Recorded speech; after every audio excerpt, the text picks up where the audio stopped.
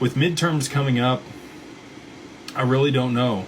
If they aren't able to get traction with the way that it's currently written, it may take much longer for that to get passed through as the focus shifts to midterms.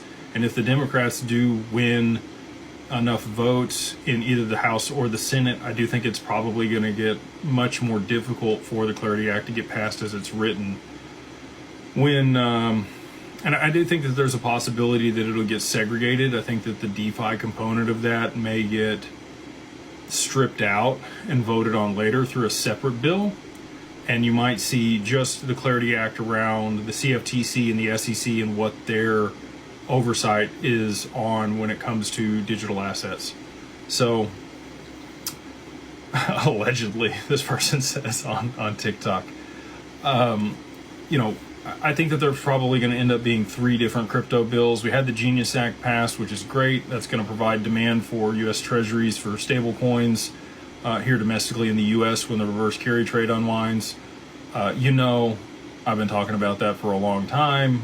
We do have conflict over there in the Middle East continuing to escalate. We've got like 50% of one of the larger aircraft that the Navy has there in the region. Big deal. You've got Russia continuing to remove people from that region in anticipation of conflict escalating. Airspace and other things have been shut down. Lloyd's of London has increased the cost of insurance to move through the Strait of Hormuz. If that strait gets shut down, well, I shouldn't say if, I think when that strait gets shut down, you are going to see escalating oil prices there in